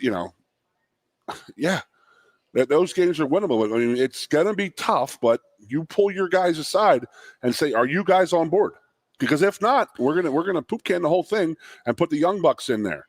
I mean, and starting with the offensive line, if I got to put 4 freshmen in there and to get these guys some repetitions against great opponents, let's go. Because if that's the effort we're going to get from our senior starters and our older players, then move on, go on, move. Get out. Because this is not. It's not right. It's not Penn State football. It's not Coach Franklin football. It's not. Any of these guys want to be part of this. It's some guys got to look in the mirror and make a lot of tough decisions from the top to the bottom. Yep. No, that's just the reality of where they're at right now. And it is funny. I will say one of the things I am noticing, and I do it with the Steelers. I probably do it with Penn State a little bit too, but more so with the Steelers and the Penguins and the Pirates. If you listen to Penn State fans, at the start of the season, it was, man, I think we can win the national championship. Now it's, I think they might be falling apart. It goes from we to they real quick when it's well, no, we're not coming off back-to-back losses. That's them. We were going to try to go win the national title, and that's fans everywhere. That's part of the fun of being a fan. Well, no, I'm part of it when we're a championship team. I am certainly not part of what they are doing with that performance. I challenge all the fans to show up this week. You call yourself a true fan, win, lose, or draw, you get your asses here this weekend. We're not looking at intangibles from the message board. When we recruit glory days, we had big uglies on the O-line who would battle in the trenches and snarly LBs who could tackle. The tackling was atrocious. It has been for a while. Saturday. That was a different level of bad that we saw Saturday, though, Goon. The tackling, I thought, through the first 4 games, even Oregon, I didn't think the tackling was bad. I mean, particular plays maybe here and there, but man, that was pretty consistently really poor, sloppy tackling. Bad angles taken also. Going back and watching it, just lack of awareness, and then again, even when they were aware, lack of execution. Again, consistently and through all 3 phases of the game. And again, it's coaches, it's players, it's the whole bit. And yeah, it needs to be a lot of self-reflection, a lot of self-examination. And again, we're going to find out. I think we're going to know by the end of the day Saturday. I don't think we're going to know whether this season will be salvaged. I think we will know whether there is a chance. If this team continues to look the way it has through these first 5 games, through 4 quarters on Saturday, win or lose, I don't think it is salvageable at that point. This is the game now with the 2 weeks that they just are coming off. Again, I'm not saying they have to go out and light the world on fire and this has to be a 49-0 win and everything looks great. I am telling you, we're going to see if this team is coming out and they're congratulating each other and they're slapping each other on the head and they are following through on their blocks. Again, even if it's a closer than anticipated game and all of that, I think it's like, all right, well, there's still something here. If this team comes out and goes through the motions and we we see a team that gets caught off guard in some situations, I'm just telling you, I will be among those saying that this is not salvageable. Now they could come out and look good and do the things that they need to do to beat Northwestern convincingly and still end up 8-4 or worse. But if they come out and don't look like they are passionate, they don't look like they are, it means something to them. Yes, fired up to play football again, then I am telling you, even if they win the game, that the season is not salvageable. If you're not understanding at this point with this game that you have to play with that fire, that energy, all of that, and you don't, then to me, there's no way they get through the rest of that schedule, as poor as the schedule may be, without at least 2 more losses this season. We'll take a break here. We are back with a final wrap.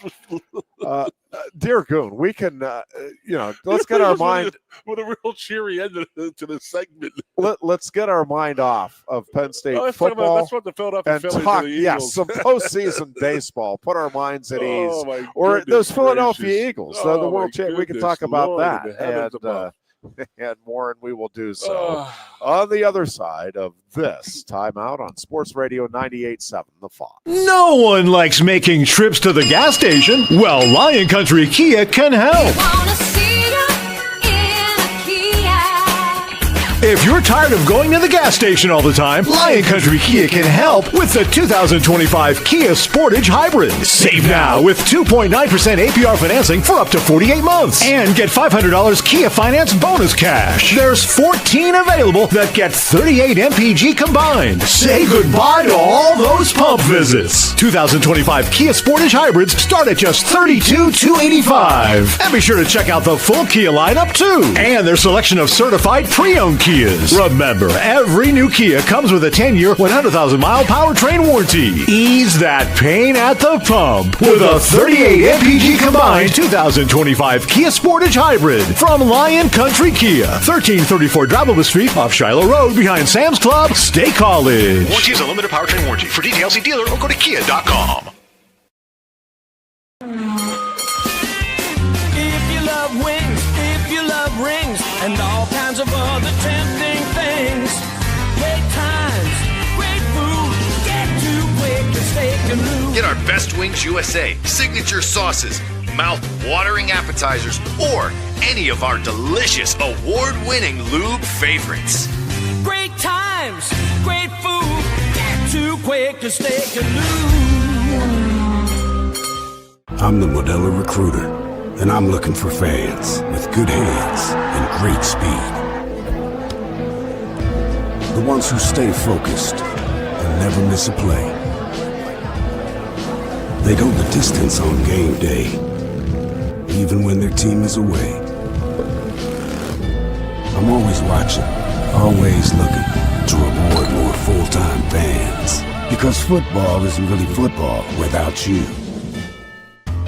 A lot has changed about State College. One thing that hasn't is W.C. Clark's Coffee Roasters on 234 East Calder Way. 30 different varieties of specialty coffee beans sourced from over 25 countries and roasted with love each morning in Happy Valley for over 45 years. They'll ship their fresh roasted coffee from their doorstep to yours. Order online at statecollegecoffee.com. That's statecollegecoffee.com. Hi, welcome to Timberland Federal Credit Union, a financial cooperative for its members, tracing all the way back to 1973. Experience Timberland Federal Credit Union, where you're greeted with a smile and financial solutions are tailored to your unique life journey. Here, we're not just financial professionals, we're your neighbors, people invested in your financial needs, literacy, and empowerment. Your dreams matter to us, whether they're about buying a home, growing a nest egg, or embarking on new adventures. TFCU draws from the past and invests in the future, offering modern tools like online banking to give you the freedom to manage your money practically anytime. Additionally, we're passionate about giving back both time and resources because enhancing our community is at the core of why we're here. Visit TFCU in person or online to learn more about our services and apply for a membership today. WFXX, once again. Your sports radio. Broadcasting live, loud and proud from Central PA Sports Authority, WFXS America. 98.7 The Fox State College. The Goon and Ironhead. And we are back here on a Tuesday afternoon. From the messages, is there an arrogance within the program that they believe they have so much more talent than lesser programs? They don't have to put in the work at practice and or play the games with optimum intensity. That sounds like an old man theory right there. You're not going to roll your helmets out there. They're not going to battle you. Well, I mean, this game with UCLA, it is hard to argue that at least in that particular game that there wasn't some sort of arrogance going on on that Penn State sideline, because don't worry, we'll get them. And then in the fourth quarter, the intensity was unquestionably much, much higher on the UCLA side of the field than it was on the Penn State side at the Rose Bowl on a Saturday. James not even fired up when they show him on TV, just ejected, no team discipline, offside on the claps. I will say that the offside, those two offsides are, I know we say inexcusable, and that always, I don't like that term, because again, we all do dumb things at work, and I use my example is always the setting the coffee on the car. Well, that's just a dumb thing to do, to not remember that you got to get that down off of your roof before you drive away. And inevitably, at least many of us have done that a time or two, or maybe some of us 3 or 4 times over the course of our lives.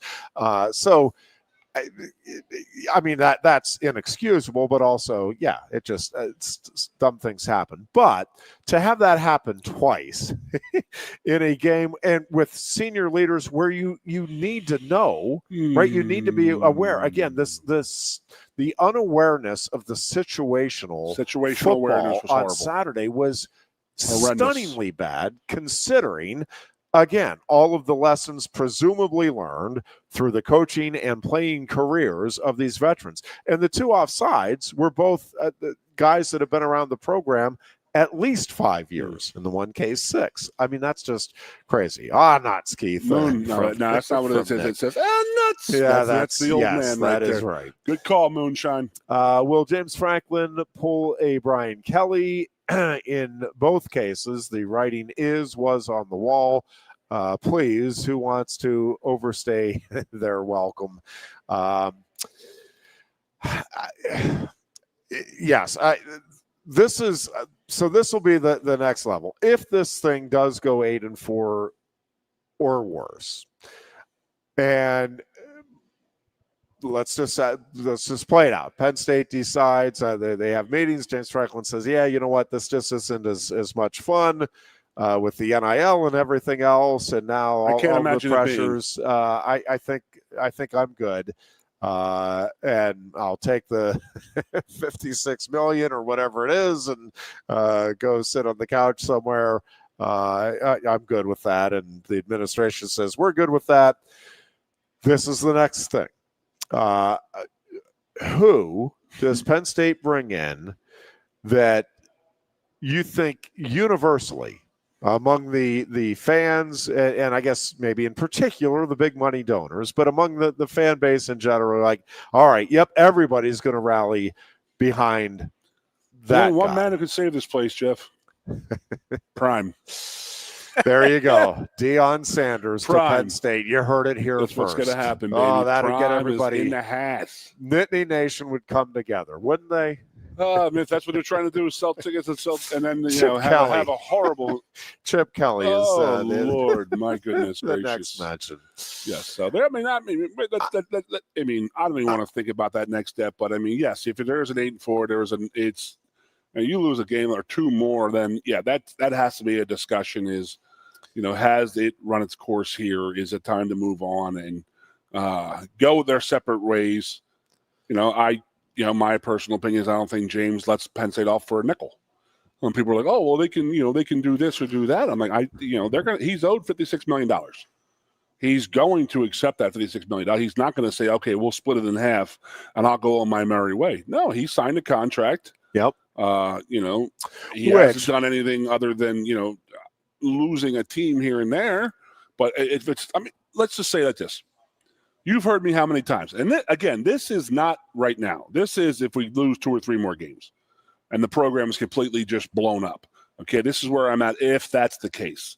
And that is the Andy Reid Philadelphia Eagles syndrome, where Philadelphia people, as an Eagles fan, I still root and like Andy Reid. But when he was coaching the Philadelphia Eagles, it was time for him to move on. He had, it was time because it was stagnant at that point. The Eagle players and the fans were all, and the coaching staff, it was stagnant. It needed upgraded, changed, blown up. If this season goes down with an 8-4, 7-5 season, then yes, they need to be parting of the way and blown up and started from the scratch, I believe. Because if James is let go or moves on, I believe you will have mass transfers into the portal. I just believe that unless we bring somebody in. But we have been sitting here for 2 years sitting there saying who? Because people have been calling for James's head for how long now? Then who do you bring in? Who? I mean, I don't want to sound like an owl, but who? I mean, Chip Kelly, that's a funny one, but, people do think that Nick Saban could come here and fix that. Nick Saban's not coming here and fixing anything in a quick Nick Saban is living the good life. He's living a great life. He is loving being the sidekick to Pat McAfee, and with that traveling circus and not having the stress. Nick Saban would not come back. First of all, I don't like, even if we return to old school college football where you don't have the NIL and the transfer portal, which obviously isn't happening, but I'm saying even if that was the case, I don't think Nick Saban's coming back even then. There is no chance with everything that is going on in college football right now that he wants to come back and get back into that. I do want to drop one more thing here, and that is this transfer portal. I think it's going to tighten up a bit, and I also think the NIL strings are starting to get tightened up, because you're going to have about 3/4 of the Division I football program saying this isn't right. This pay for play is not right. It's not fair.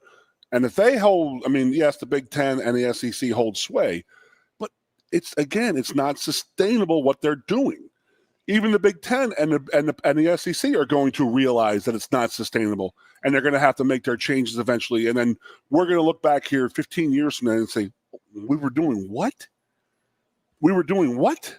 We were giving how many millions to players? Yeah. And it just get back. Let's just get a flat out number. Why? We don't need this NIL stuff. We don't need we don't need to, like I've been saying for 2 years now, it's almost like anything the players want, we curtail to them. And I say, okay, you can have that. That's just the NCAA wants to keep their hand in the cookie jar. NCAA is going away. Yeah. Okay, there's a whole new thing coming in there, and I guarantee you there's going to be a salary cap. There better be a salary cap. And there better be a watched salary cap there where there's somebody holding people feet on the fire if they're messing up.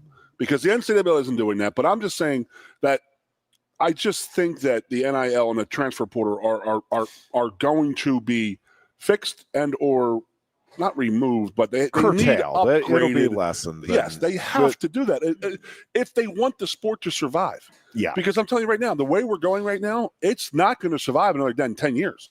No way. It can't do it. You can't keep asking people for millions of dollars, because not everybody's going to win a national title every year.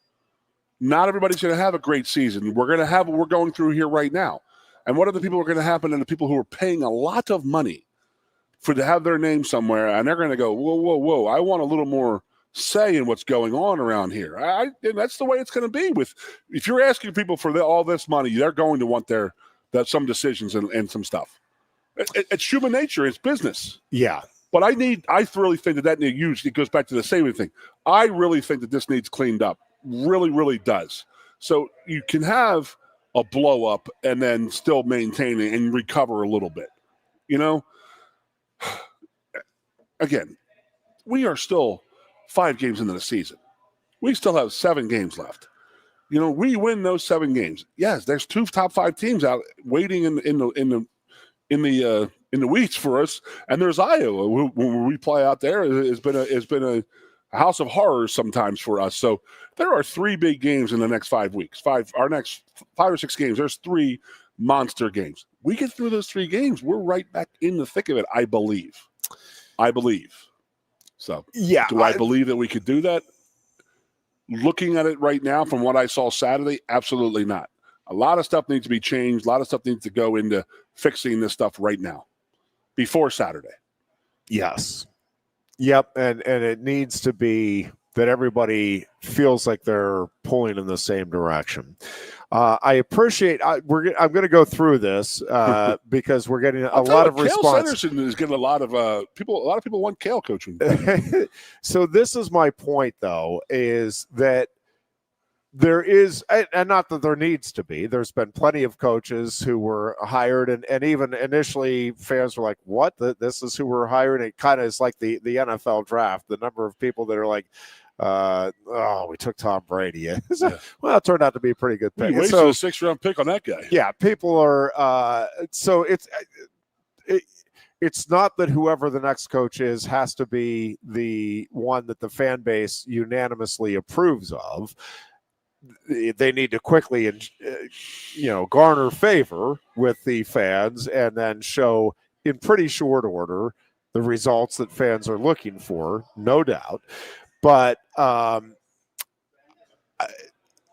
just a gut feeling. I don't think Penn State even goes after, and it's not that I think Pat Kraft will do whatever he thinks he needs to do to get a winning championship caliber football program going here at Penn State. And he may feel that James Franklin gives him the best chance. Again, I want to wait and see how this thing plays out this year before we get too far ahead of ourselves. But just playing the hypothetical, you folks are actually doing a wonderful job of proving my point.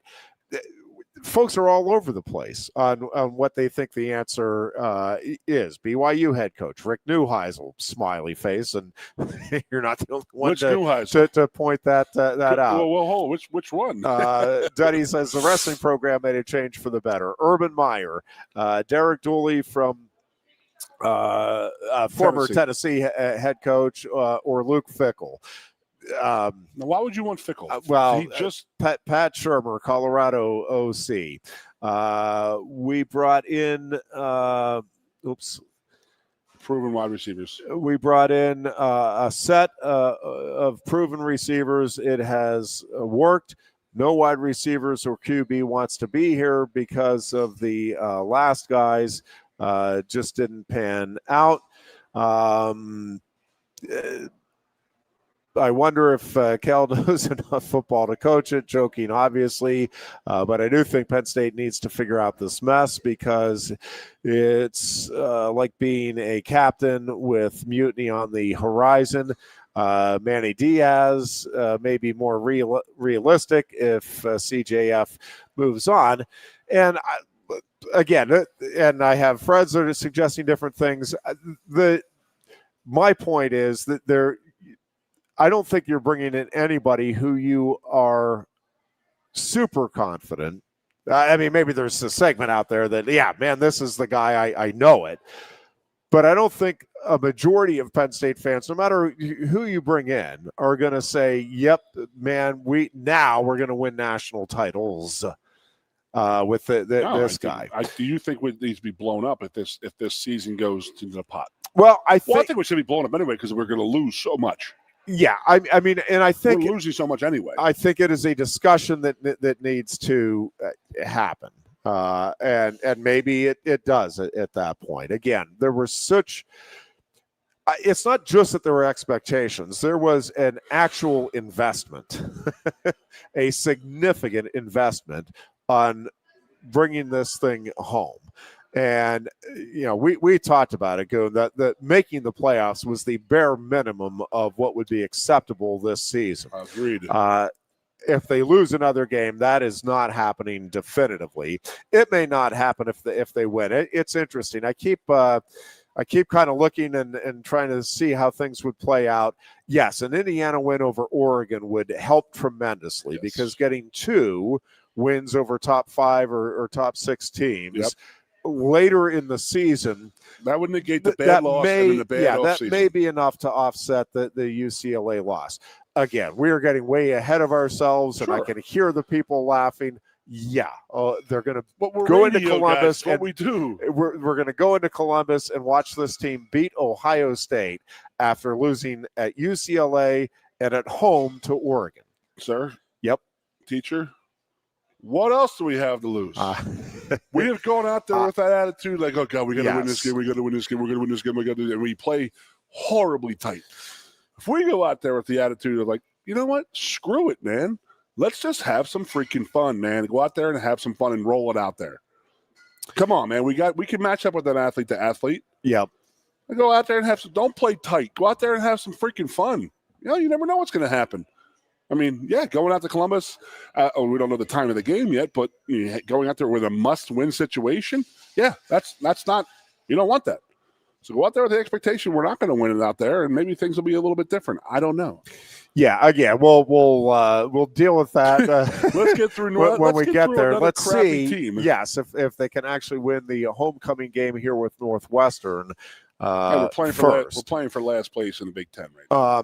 But to the on the coaching front, so I don't think there's anybody that you could hire that everybody's going to be like, all right, yep, that's the guy that's going to get us. As we talked about last week, I mean, even the guy, Dabo Swinney, Kirby Smart, Nick Saban's not coming, but those guys all have their. I mean, even if you could get Ryan Day, it's like, well, okay, but like the primary frustration here with Franklin until this last week is that he can't beat Ohio State. Well, Ryan Day, they are frustrated in Columbus that he can't beat Michigan. So no matter who it is, I don't think it's like an automatic home run, no question about it. My preference actually would be not to get the guy that is already established as a national power. And I know that's where a lot of people are going to be looking, and it's like, let's make the splash higher. I do think it's important to get somebody that either has head coaching experience or has enough varied experience over their coaching career that you're like, all right, this guy can definitely handle the head coaching. But my preference would actually be, and I don't even have a specific name in mind, but we were talking during the break. There's a couple, but I think not getting the guy that is the nationally known head coach, big-time program quantity, a guy who has, and again, I get it, James Franklin was the reason he came to Penn State is he was the hot commodity because he was winning bigger than anybody thought possible at the time at Vanderbilt. But that would be my preference. Somebody that still has, they feel like they have something to prove, but they have a track record that, they've done something, whether it's in the MAC or one of the non-Power 4 conferences where, I would rather get, this is just a personal preference, and again, this is the point. Everybody's going to have their own preference. I don't want a Curt Cignetti, not because Cignetti obviously is a winner.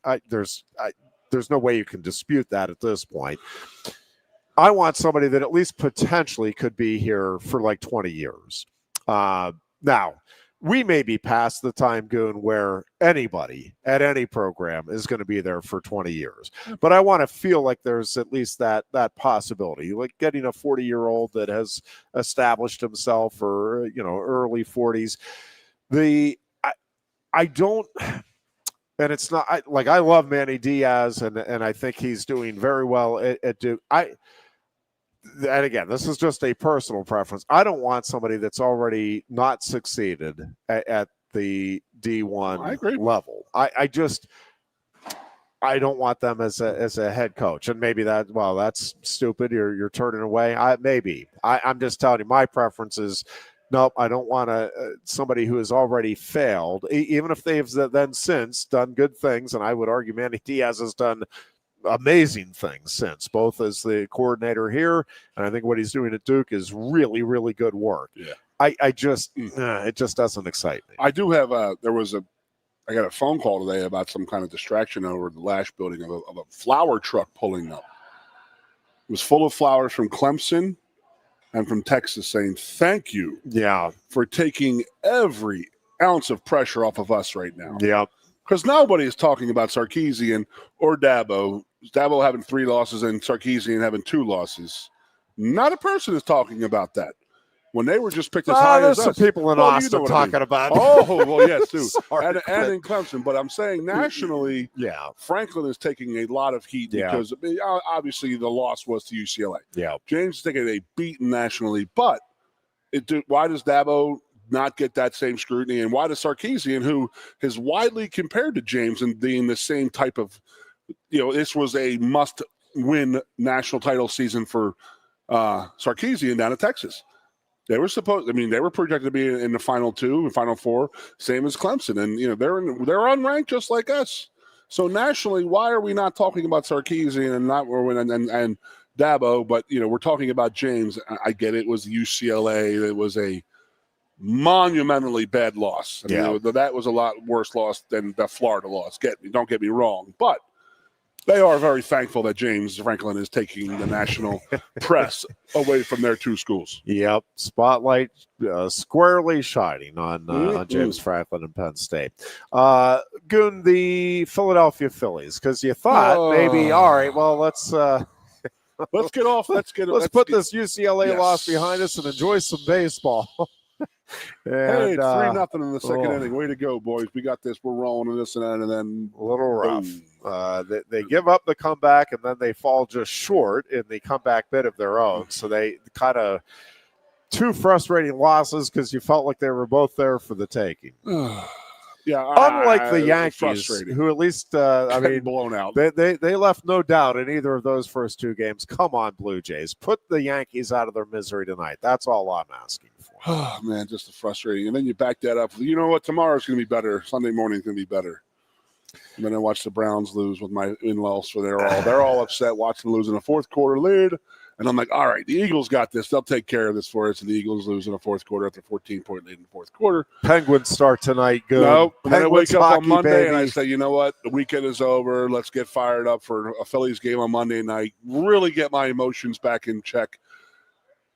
How'd they do that? Listen, I will say I will not be at all surprised if the Phillies end up winning this series with the Dodgers. It's not like they've been. Please don't.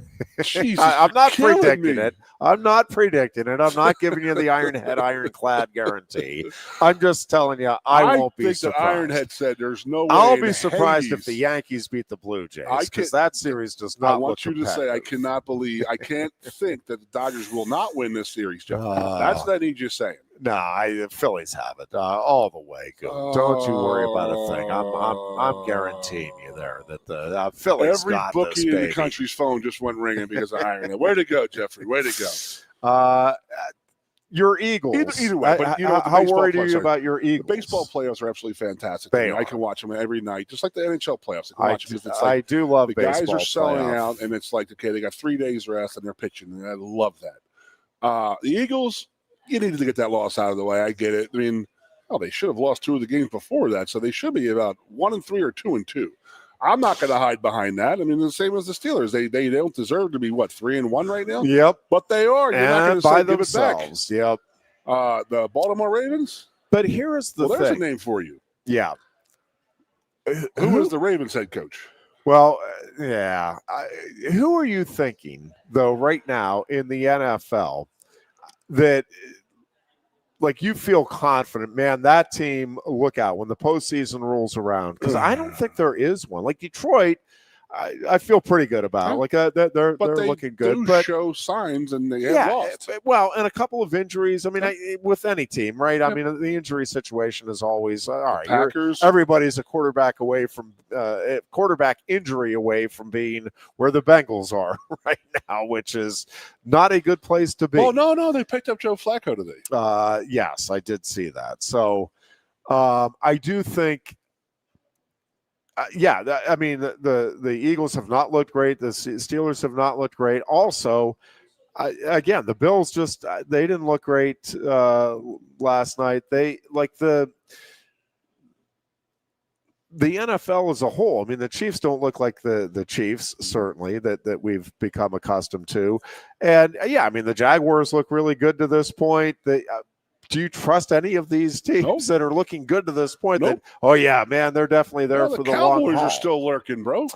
Yeah, I'm just saying, like, I don't think there's anybody right now in the NFL where you're like, all right, man, that's the team to beat. Is you feel like they're at least going to be in the conference championship game. Like there's no. I mean, again, I'd feel pretty good about Detroit. Listen. I know the Eagles. There's definitely some issues there. I guess that's my point. There's issues with every team. Like, I don't think there's any team out there where you're like, man, that defense just rock solid top to bottom, offense rock solid top to bottom. If they can stay healthy, they are the team. Like, there's just not. I don't know if you saw, but did you see Hurts what he did in the last play of that game? When he threw the bomb, the Hail Mary? Oh, yeah. Unbelievable effort by him. Yeah. Justin, that gives you any indication of how much that cat wants to win. Yes. He was there. If that ball got tipped, he'd have been there. Yes. I never saw anything like it. To that end, Travis Hunter, did you that catch where he got flipped up, where Lawrence was running up to the line of scrimmage and just kind of floated it out? I mean, he is a special talent. Like, whatever else. I keep him on offense, to be honest with you. I think maybe in spots, like maybe red zone defense, I throw him in there. But I think I'm with you. I would, I mean, here and there. Yep. But generally speaking, I'm with you. I think in that. I think he can be a significant, consistent impact player offensively. And again, I'm not saying you just put him on the bench no matter what defensively, but man, I would really use him in very spot duty on that side of the ball myself. But boy, he is a special talent. There's no question. Let's get fired up for Thursday's show. We got 2 more days to recover here, get our minds straight, worry about Northwestern. The haze is still very real, and we'll see if we can shake it off by Thursday's program. Not overly confident about that, but we're going to give it a shot. That it is. Folks, enjoy the baseball playoffs over the next couple of days, and yes, we will be back on Thursday. Until then, be good and be safe. No one likes making trips to the gas station. Well, Lion Country Kia can help. If you're tired of going to the gas station all the time, Lion Country Kia can help with the 2025 Kia Sportage Hybrid. Save now with 2.9% APR financing for up to 48 months. And get $500 Kia Finance bonus cash. There's 14 available that get 38 MPG combined. Say goodbye to all those pump visits. 2025 Kia Sportage Hybrids start at just $32,285. And be sure to check out the full Kia lineup too. And their selection of certified pre-owned Kias. Remember, every new Kia comes with a 10-year, 100,000-mile powertrain warranty. Ease that pain at the pump with a 38 MPG combined 2025 Kia Sportage Hybrid from Lion Country Kia, 1334 Drivable Street off Shiloh Road behind Sam's Club, State College. Warranty is a limited powertrain warranty. For details, see dealer or go to kia.com. If you love wings, if you love rings, and all kinds of other tempting things. Great times, great food. Get to Quaker Steak Lube. Get our Best Wings USA, signature sauces, mouth-watering appetizers, or any of our delicious award-winning lube favorites.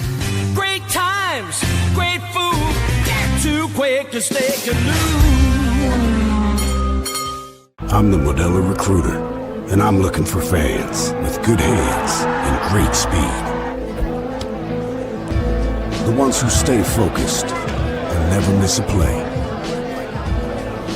They go the distance on game day, even when their team is away. I'm always watching, always looking to reward more full-time fans. Because football isn't really football without you. A lot has changed about State College. One thing that hasn't is W.C. Clark's Coffee Roasters on 234 East Calder Way.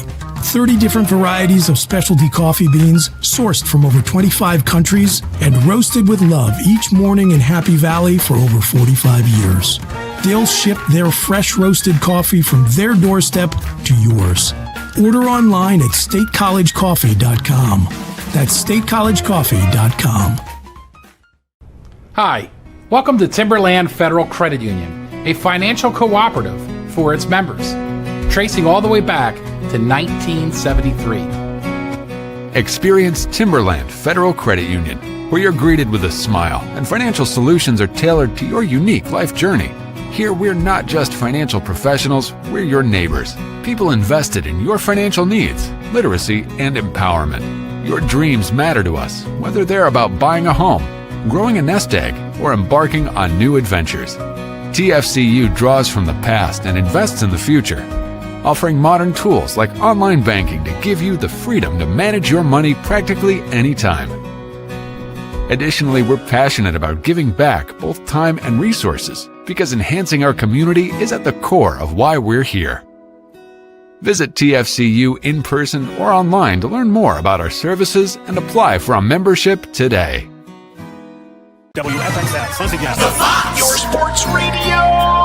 Broadcasting live, loud and proud from Central PA's Sports Authority. WFXS America. 98.7 The Fox State College. The Goon and Ironhead.